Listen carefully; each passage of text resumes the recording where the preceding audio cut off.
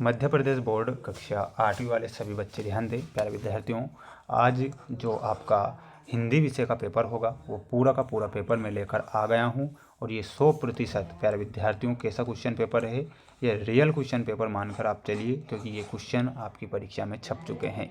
जैसे ही आज आपके हाथों में पेपर आएगा तो सेम टू सेम पेपर प्यारे विद्यार्थियों ऐसा ही पेपर आपको दिया जाएगा। ठीक है। एक और महत्वपूर्ण बात बता देता हूँ प्यारे विद्यार्थियों, आपके 6 सब्जेक्ट हैं, 6 सब्जेक्ट के ही पेपर मेरे इसी चैनल के द्वारा बताए जाएंगे और वो प्यारे विद्यार्थियों आप जानते हैं कि 100% वो परीक्षा में छप जाएंगे। तो जितने भी बच्चे वीडियो को देख रहे हैं तो समस्त विद्यार्थी चैनल को सब्सक्राइब जरूर करके रखें, क्योंकि पूरा का पूरा पेपर आ चुका है जो आपको परीक्षा में दिया जाएगा। देखिएगा, एक और बात बता देता हूँ, समय आज आपको 2.5 घंटे का दिया जाएगा, पूर्णांक जिसमें आपको 60 नंबर का ये पेपर आज आपकी परीक्षा में पूछा जाएगा। तो देख सकते हैं ये क्वेश्चन आपकी स्क्रीन के सामने आ चुके हैं। पहला क्वेश्चन आएगा, प्रभु श्री राम के धर्म रथ का सारथी क्या था। प्यारे विद्यार्थियों, इसमें हमारा सही आंसर क्या है, प्रभु श्री राम के धर्म रथ का जो सारथी था वो था धैर्य।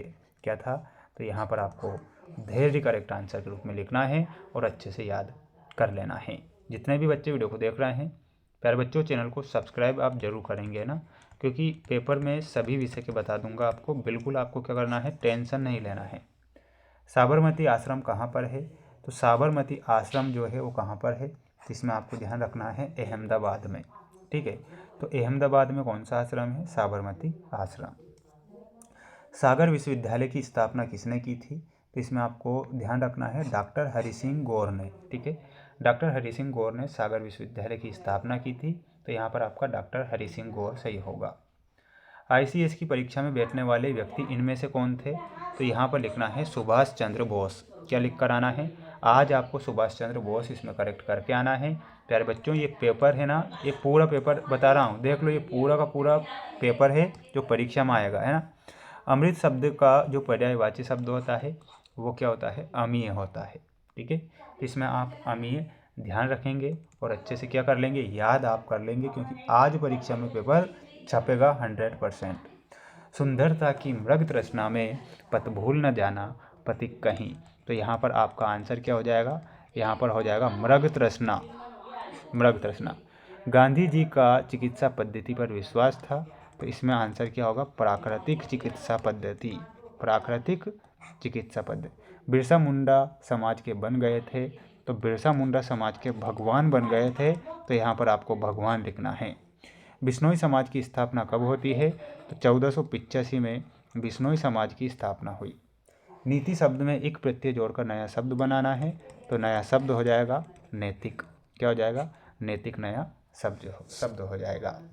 तो आप सभी बच्चे इसका क्या करें, एक स्क्रीनशॉट ले लें, अच्छे से इस क्वेश्चन पेपर को पढ़ लें, क्योंकि ये प्रश्न ही हैं जो परीक्षा में 100% प्यारे बच्चों परीक्षा में दिए जाएंगे और छप जाएंगे परीक्षा में, ये वादा मैं आप सभी बच्चों से कर रहा हूँ। शिवाजी ने किसके विरुद्ध तलवार उठाई थी, तो यहाँ पर आप ध्यान रखेंगे औरंगजेब के खिलाफ, है ना, चाचा औरंगजेब, है ना, ये कुत्ता व्यक्ति था। महाराजा छत्रसाल क्यों अविस्मरणीय है, ये आपको याद करना है। त्राटक किसे कहते हैं, वो गुड़ी पड़वा का अर्थ होता है और वो होता है ध्वजा। क्या होता है, ध्वजा व झंडी। क्या होता है, ये आपको याद करके जाना है, ध्वजा व झंडी, ये गुड़ी पड़वा का अर्थ होता है। गुड़ी का अर्थ होता है ध्वजा और पड़वा का अर्थ होता है झंडी। अगला क्वेश्चन देखिएगा, अगला क्वेश्चन परीक्षा में आएगा। महर्षि परशुराम ने किस किस को शस्त्र शिक्षा प्रदान की थी, तो प्यारे विद्यार्थियों इसमें आपको लिखना है और वो था कर्ण। इसके बाद में थे भीष्म। ठीक है, तो ये इन दोनों को क्या दी थी, शिक्षा प्रदान की थी। किसी शब्द के आरंभ में जुड़ने वाले शब्दांश को क्या कहते हैं, तो उन्हें बोला जाता है उपसर्ग। क्या बोला जाता है, उपसर्ग बोला जाता है। अब आप इसका एक स्क्रीनशॉट ले लें और अच्छे से क्या कर लें, पढ़ लें। प्यारे विद्यार्थियों, ये क्वेश्चन आपकी परीक्षा में आएंगे, आप इन्हें ध्यान से देखेंगे। अभी तक आपने चैनल को सब्सक्राइब नहीं किया है तो सभी बच्चे चैनल को सब्सक्राइब जरूर करें, क्योंकि जो पेपर बताऊँगा 100% मैं आपसे कह रहा हूँ कि पेपर आएगा और बाहर आपका पेपर नहीं जाएगा, इतना वादा मैं आपसे करता हूँ। युद्ध भूमि में देखिएगा, क्वेश्चन आएगा आपकी परीक्षा में कि युद्ध भूमि में विभीषण ने अधीर होकर श्री राम से क्या कहा था, ये आपको परीक्षा में दिया जाएगा। गांधी जी ने फिनिक्स आश्रम की स्थापना क्यों की, ये भी परीक्षा में आएगा। चिकित्सा ने जो खोया वह विज्ञान ने पाया, कथन का आशय स्पष्ट करना है, ये 3 नंबर में आएगा। मुक्तानंद जी मांग कर लाई गई पुस्तकों को अलमारी में बंद करके क्यों रखते थे, उपमा अलंकार याद करके जाना है। विद्यालय में खेल सामग्री उपलब्ध कराने के संबंध में प्रधानाध्यापक को एक पत्र याद करके आपको जाना है। ठीक है, तो ये आपको ध्यान रखना। देखिएगा, इसका आंसर मैं बता देता हूँ, 17वें का आंसर भी है ना, देखिएगा 17वां और 18वें का आंसर। ठीक है, स्क्रीनशॉट ले लेना है आपको, है ना। देखिएगा क्या कहा था, युद्ध भूमि में विभीषण ने अधीर होकर श्री राम से कहा कि रावण के पास युद्ध के लिए रथ है, जबकि श्री राम के पास ना रथ है और ना ही पैरों में जूते, ऐसे में वे उससे युद्ध कैसे करेंगे। तो प्यारे विद्यार्थियों, इतना आंसर आपको लिखना है। ठीक है, गांधी जी ने फिनिक्स आश्रम की स्थापना क्यों की थी, तो इसका आंसर देखो, इसका आंसर कहाँ पर है, ये देखिएगा। गांधी जी ने दक्षिण अफ्रीका में फिनिक्स आश्रम की स्थापना सत्याग्रह की तैयारी करने, सामुदायिक जीवन का अभ्यास करने और अपने विचारों को व्यवहार में लाने के लिए की थी। ठीक है, तो इसका स्क्रीनशॉट ले लो सभी बच्चे। ठीक है, बढ़ेंगे हमारे अगले क्वेश्चन की ओर। देखिएगा, अगला क्वेश्चन था हमारा, चिकित्सा ने जो खोया वह विज्ञान ने पाया, कथन का आशय स्पष्ट करना है। यानी कि 3 क्वेश्चन का आंसर और मैं बता देता हूँ, आपको क्या करना है, स्क्रीनशॉट ले लेना है।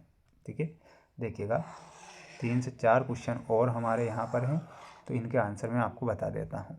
देखिएगा,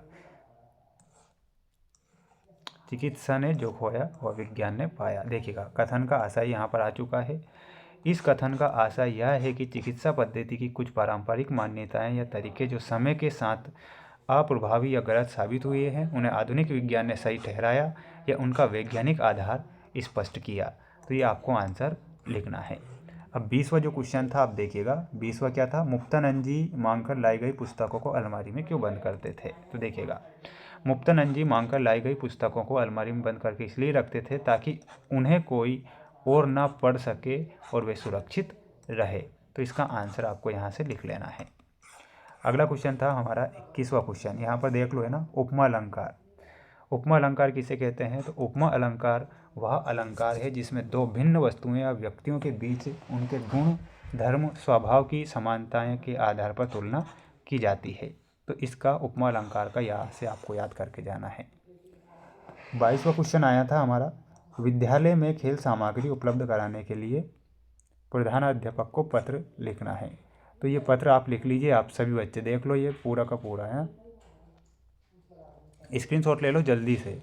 ठीक है, तो ये इतना आपको लिखकर आना है। ठीक है, ये पत्र है पूरा का पूरा, स्क्रीनशॉट ले लो सभी बच्चे। तो ये क्वेश्चन यहाँ पर हो चुके हैं। पूरा पेपर सॉल्यूशन के साथ बता रहा हूँ, आप इसे क्या करेंगे, याद कर लेंगे। मीरा की भक्ति भावना पर अपने विचार प्रकट करना है। राजा अभय सिंह ने पश्चाताप किसकी प्रकार किया। तो इन दोनों के आंसर आप देख लो जल्दी से सभी बच्चे, इन दोनों के आंसर आपको क्या करना है, देख लेना है सभी को। ठीक है,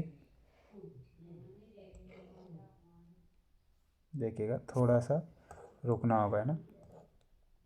दोनों के आंसर बता रहा हूँ प्यारे विद्यार्थियों, प्रश्न आएंगे तो आप इसे क्या कर लीजिएगा, छाप लीजिएगा। देखिएगा, क्वेश्चन था हमारा मीरा की भक्ति भावना पर। तो मीरा की भक्ति माधुरी भाव या कांता भाव की थी। तो विचार प्रस्तुत करना है आपको, तो इसमें आपको इतना लिखना है, मीरा ने भगवान श्री कृष्ण को अपना पति मानकर भक्ति की। उनकी भक्ति में प्रेम और स्नेह की भावना प्रमुख है, जो साक्ष्य भाव का मुख्य तत्व है। उन्होंने अपने सभी कर्मफलों की भगवान के चरणों में समर्पित कर दिया था। उनके पदों में विरह वेदना की व्याकुलता स्पष्ट रूप से दिखाई देती है। तो ये आपको इससे याद करना है। अब राजा अभय सिंह वाला भी देख लो, है ना। तो राजा अभय सिंह का आंसर भी आपको इतना लिख कर आना है। ठीक है, तो ये आप स्क्रीनशॉट इसका ले लेंगे। 25वां क्वेश्चन आप समझ लीजिए। 25वें क्वेश्चन में आपको क्या करना है, आपको इस अपठित गद्यांश को पढ़कर इन 3 प्रश्नों का आंसर देना है और एक निबंध आपको याद करके जाना है। सभी बच्चों को चैनल को सब्सक्राइब जरूर करना है। मेरे द्वारा जो मोस्ट इम्पोर्टेंट पेपर बताए जा रहे हैं, इनमें से प्रश्न जरूर बनेंगे। किसी प्रकार से रियल या वायरल पेपर के चक्कर में ही नहीं पढ़ना है।